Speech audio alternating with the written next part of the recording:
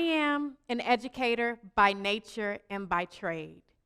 And by nature, I mean that I was born for it. And one of the first signs was being a dedicated student. And I've had many great teachers as part of my training, but I was probably the most dedicated to Chicago's local PBS station and a big purple dinosaur. Does anybody know him?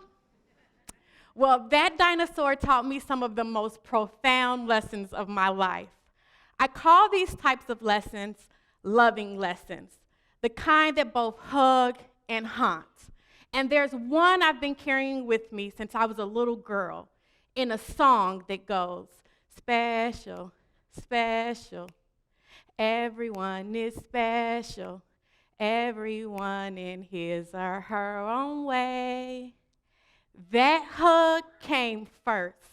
Hearing that elevated my spirit, sang to my soul, and sparked an unshakable fire in my belly. I felt inspired, like I'd never heard anything more true. My perceptions of the things that I disliked about myself or made me jealous of others dissolved. It stopped mattering that I couldn't dance like my cousin, I couldn't draw cartoons like my brother. I was always it during tag because I couldn't run fast. Because now I knew we were all unique with different strengths, and none of those strengths made the others deficient. Now, doesn't that sound like a warm, identity-affirming hug to you? But the hug didn't last. It was the haunt, that conviction we feel when we aren't living our values, that was most prevalent in the years that followed, especially in school, where we're taught different is deficient. There is right, and anything different from that is wrong. Well, thankfully, my natural inclination made me the right type of student, an open receptacle, ready to receive, regurgitate, earn a reward, rinse, repeat. But it made anyone unlike me in that way, many that I loved wrong, and that hurt. But still, I found myself loving it because finally there was a place where my strengths were celebrated, where I was outstanding, sitting on the honor roll throne. And that superiority complex seeped right into my life outside of school, where the haunting grew as the lesson came more sharply from my greatest teacher, my mom. It was report card time in our household where rewards from school resulted in rewards at home, a special meal with my mom, money from my uncles, praise all around. This was the routine until about 5th grade when there was the most unexpected response. A reprimand about a B that I had, and commendations for my brother who I knew had at least 2 C's.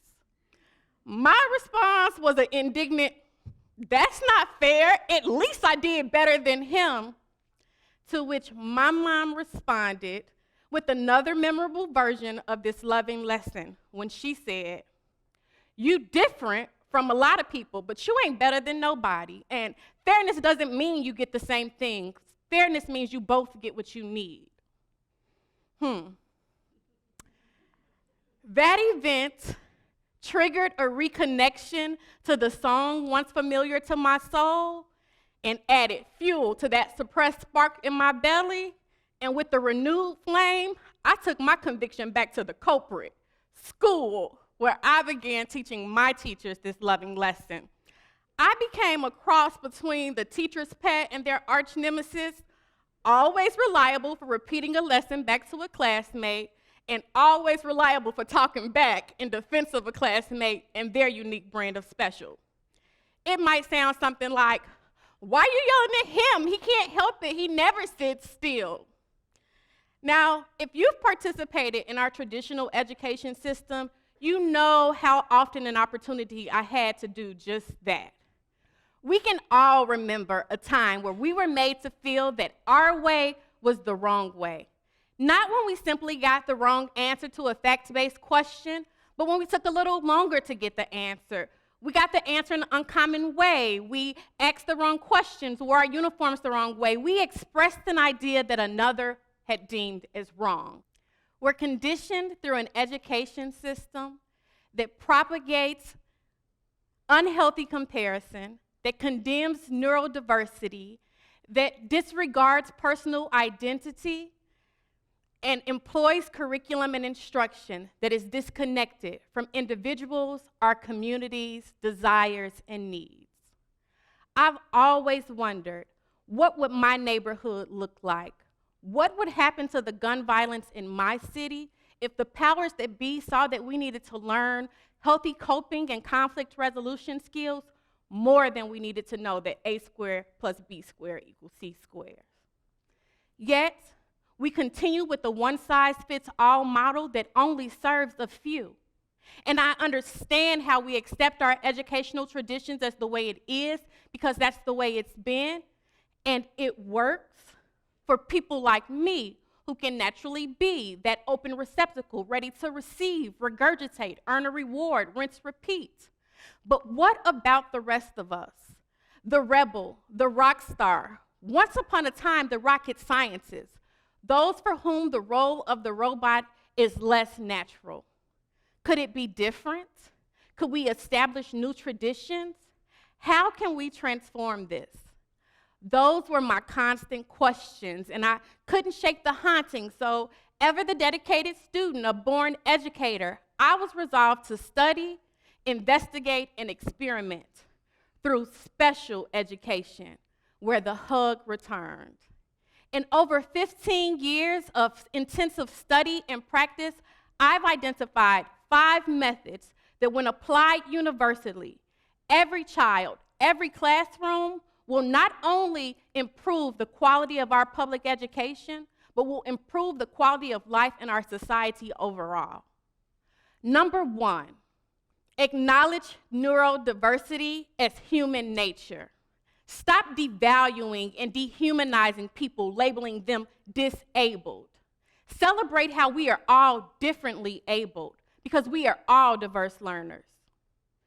2, assess the learner's entire profile, not only reading and math. There are many factors that influence our academic and personal development. Number 3, activate instruction and curriculum that responds and matches the individual. In the field, we call these IEPs, individual education programs, because while the one-size-fits-all curriculum only provides access to limited types of learners, these personalized education plans provide an access point for all. 4, activate more self-awareness, self-determination, and self-advocacy in our children. Intentional instruction that activates these skills will not only equip us to master arbitrary content like Pythagorean theorem that we may or may not use, but we become equipped with skills that we will need to be masters of our lives. We always need to know who we are, what we want, and how to get it. And 5, adjust accordingly. Change is constant. Evolution is another part of human nature. Therefore, our educational content and means must evolve as we do. This is why methods 2 through 5 are cyclical processes to be reviewed and refined regularly. I'm so grateful to be equipped with these methods. It's brought much soothing to the burning. I'm grateful for the song that brought awareness that we're all special. It ignited the fire. I am grateful for the fire that continues to blaze until we are all equipped, until we are all aware of how to become the best versions of ourselves. So if my flame may light or add fuel to your torches, I invite you to take action. It is time that we transform our education system. Special education for all provides a blueprint, and we all have an assignment. So to my fellow educators, when asked what you teach, put people first. Announce that I teach individuals how to become a better version of themselves, and may all of your practices align to match that statement. To our legislators, ensure that we are equipped with policies and budgets to make this education transformation attainable and sustainable. To every parent, Expect personalization in education as the new tradition and advocate fiercely. Condemn the culture of comparison. Encourage your child as they take their path towards self-discovery, self-determination, and self-actualization. But most important for us all, be confident in your gifts. Live authentically. Trust you cannot be you the wrong way, and that there is nothing wrong with being you. May we embody this loving lesson. May we remember that everyone is special in his, in her, and their own way. Thank you.